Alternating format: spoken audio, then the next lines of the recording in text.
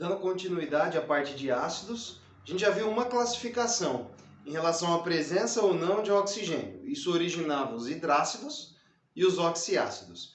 Agora a gente vai ver outra classificação quanto ao número de hidrogênios ionizáveis. Digo para vocês o seguinte: um ácido pode ter 1, 2, 3, 4 hidrogênios, mas isso não significa que todos podem ser ionizáveis. O que isso significa? Significa que nem todos têm a capacidade de sair da fórmula na forma de H+. Alguns ficam sempre presos na fórmula, não são liberados na forma de H+. Lembra da definição que a gente viu lá no vídeo anterior, tá? E agora vamos começar a fazer uso da primeira classificação. Tudo que formos estudar vai depender, antes de mais nada, se ele é um hidrácido ou se ele é um oxiácido, beleza? Para hidrácido, normalmente as coisas são mais fáceis. Por quê? Para os hidrácidos, sempre todos os hidrogênios da fórmula são ionizáveis. Tá? Não tem exceção, é muito tranquilo.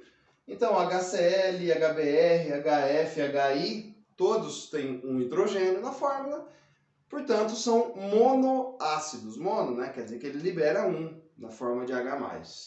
O H2S tem 2 hidrogênios, portanto, ele é um diácido. Não existe exceção, até aqui tudo tranquilo. Mas quando a gente vai falar dos oxiácidos, a coisa muda um pouquinho. Porque a gente precisa de um pré-requisito para que o hidrogênio seja ionizável. E o pré-requisito está escrito aqui.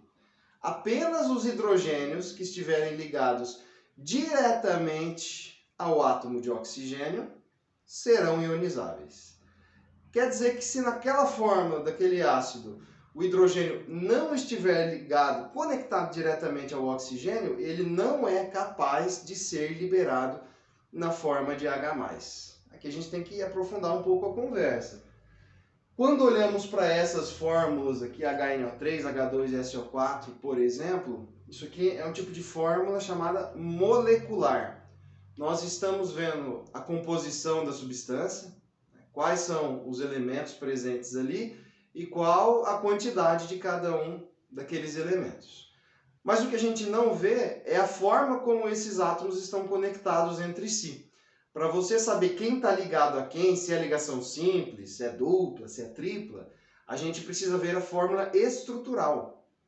E a fórmula estrutural eu vou mostrar em outro vídeo separado, tá? Então aqui eu vou fazer essa classificação, mas algumas coisas que vão parecer estranhas agora vão ser explicadas mais para frente quando eu falar da fórmula estrutural desses caras aqui. HNO3, um hidrogênio. Bom, se tiver um, ele sempre vai ser ionizável, né? Portanto, monoácido. H2SO4 tem 2, digo para vocês que ambos são ionizáveis. Diácido.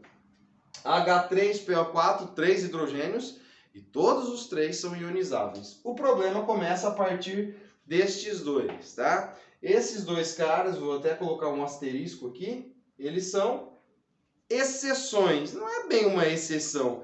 Quando a gente estudar a fórmula estrutural deles, vocês vão entender por que eles têm um comportamento diferente. Mas, por enquanto, deixa aí na categoria de exceção. Dos 3 hidrogênios do H3PO3, só 2 são ionizáveis. Quer dizer que tem um que não sai de jeito nenhum na forma de H+. Portanto, ele é um diácido. Enquanto lá para o H3PO2, 3 ao todo na fórmula, mas só tem um que é capaz de se ionizar. Portanto, ele é um monoácido, tá certo? Professor, como que eu consigo visualizar? Por enquanto, até esse vídeo você vai decorar esses dois casos como exceções. Já já vai vir um vídeo a respeito da fórmula estrutural dos oxiácidos. Ali eu vou mostrar para vocês, usando este conceito aqui, essa condição.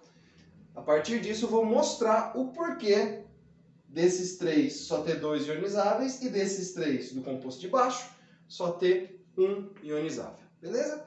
Essa é a segunda classificação, muito tranquila de ser trabalhada. Mas agora eu quero aproveitar esse vídeo para falar de um outro conceito, tá?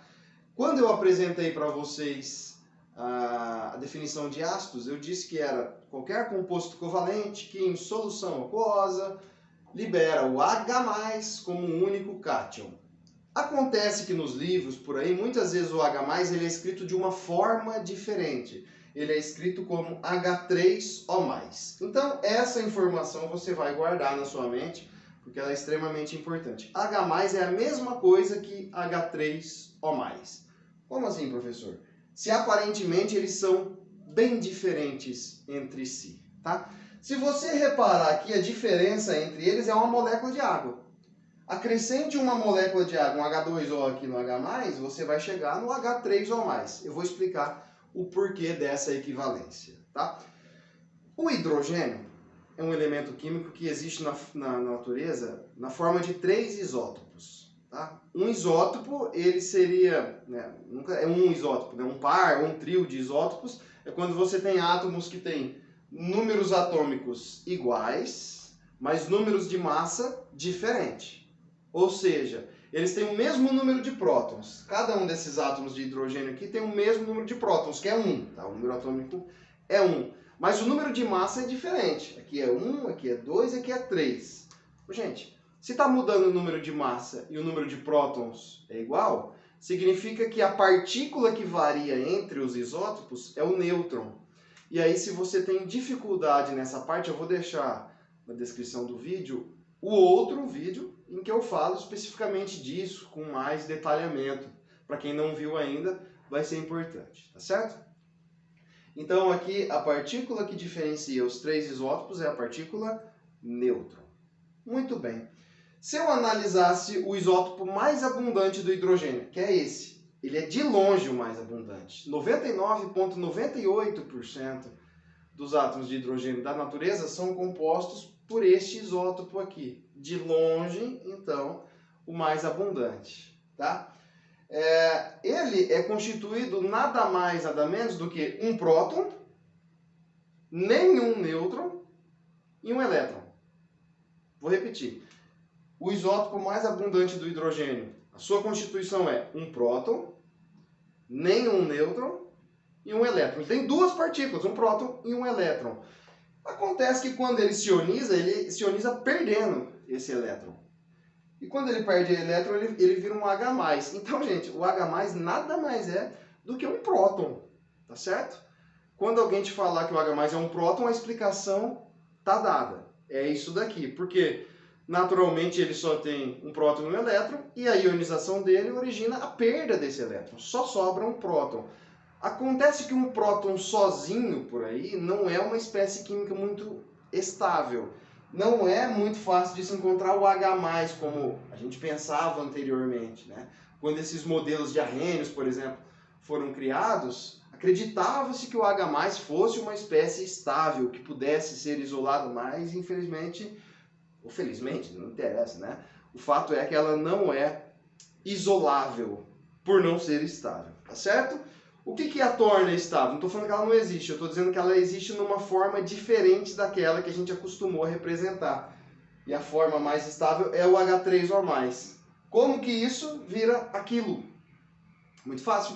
O H+ se combina a uma molécula de água, tá aqui a fórmula estrutural da molécula de água. O H+ se liga aqui e aí ele passa a ser estável, tá? Tudo isso para te dizer que H+ e H3O+ são sinônimos. Um ou outro podem aparecer, tá? No vídeo anterior eu mostrei um monte de H+. Eu falei disso e agora eu estou falando que isso não é estável, não existe? Gente, segundo o modelo de arrênios, a gente pode continuar determinando o H+ como uma espécie existente. Daqui a pouco eu vou falar para vocês de outros modelos ácido-base, outras teorias. E aí o H+ não vai ter mais espaço, vamos dizer assim. Mas por enquanto você pode assumir os dois como sendo sinônimo.